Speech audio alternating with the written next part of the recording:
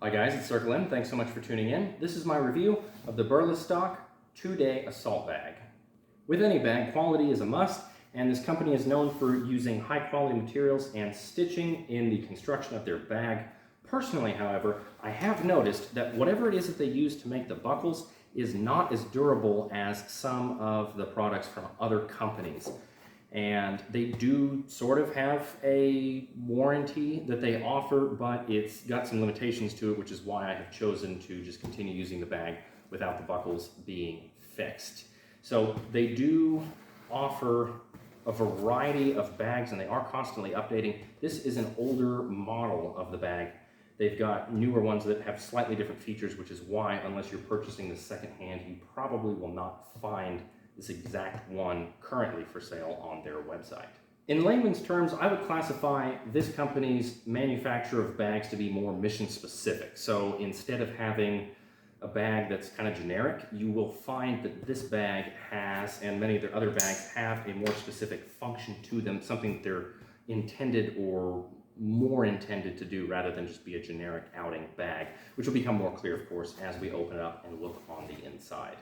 Like many of the more advanced bags, they do use an internal frame system that has some rigidity to it, as well as very generous padding that does make this bag comfortable to carry over longer distances or for extended periods of time, especially with these broader straps that have a little bit of stretch and give to them. It does make it comfortable to carry. They do have a slightly adjustable feature in the back here, so you can change this depending on how high you want it to ride on your back.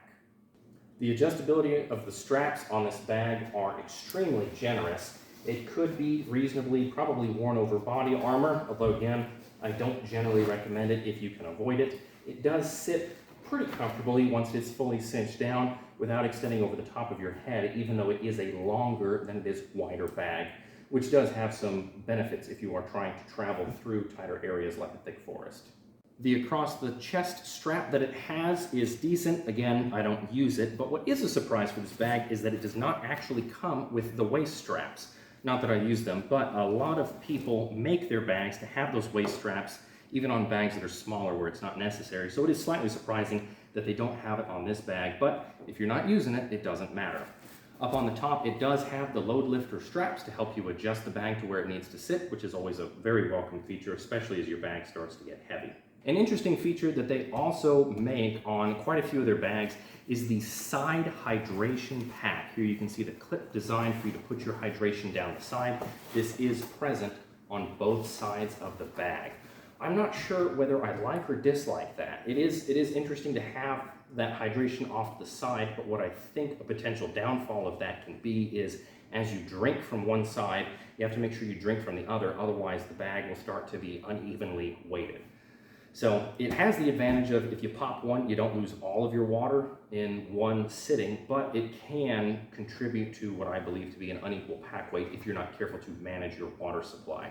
In addition to that, it does have a sleeve on both sides that runs all the way down.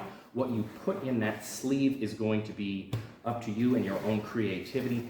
It is an interesting feature. It's probably the most useful for something like a skinny weapon or a hiking pole that can fit in that, because it isn't very wide. It's only about the width of your hand for the amount of space that it has, and it is pretty snug. Here in the bottom of the bag, it does have a small pouch. In the newer ones, I believe it has a built-in rain cover that you just pull out and cover the bag. In this case, this one is an older model. It doesn't have that, so you would attach your own or include your own backpack cover here and then sling it over the bag as you need. It does have a little bit of MOLLE on the bottom, and it has some limited MOLLE on the sides and on the front.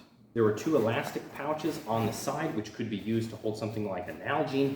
The catch to that is if you start putting something in this hydration pouch or in the sleeve behind it, what will happen is that you will lose the space to use this for hydration. A potential drawback depending on what you're doing or how big the object you're trying to put in here is. Up on the top, you can see that it has more MOLLE, and this top pouch is a good spot to put a quick access item like binoculars.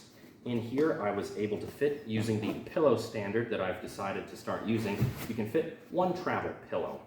I like that pillow standard because it's easy for people to visualize, because most of you probably have pillows in your house, and it's also a great way for us to make fun of officers because we know they're only carrying pillows in their bags. It does have the outlets for the hydration or for cables or other things that you use in there.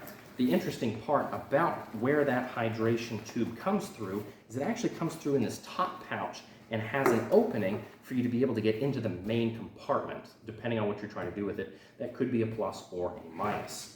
It only has one main storage area with a small document sleeve in the front. You can't really put much in here because it is pretty snug, but it is still something that you could use if you use your space appropriately. In the main body of the pouch, it unzips in clamshell style with MOLLE on the inside. I can fit 2 bed pillows. This is where the pack gets really interesting, and what I was talking about earlier with the mission-specific design. You can see with the MOLLE interior and the separate dividers and internal pouches, they are clearly intending this bag to be used in conjunction with mission-specific equipment.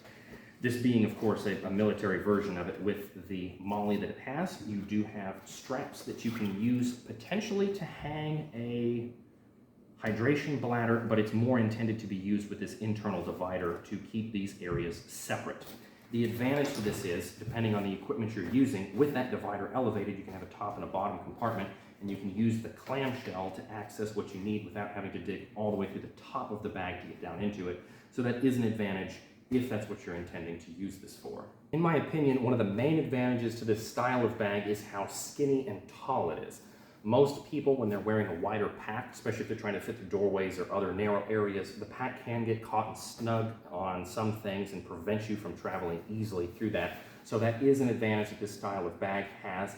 However, I personally would prefer to see it widened a little bit in one direction or the other, because for how big it is compared to the other bags, I can only fit 2 of the big pillows in the main area, with that third one up in the top. Additionally, the buckles could be made of a slightly more durable material, but other than that, I have no complaints with this bag. I think this is a very good, high-quality bag, but it does need to be used in the context that it's designed for. If you're trying to go camping with this bag, it's probably not going to work as well for you as a more generic backpack because of the way it's laid out and with the internal design of it. So, all in all, I hope this was a very helpful review to those of you considering purchasing this bag. And as always, I hope to see you next time.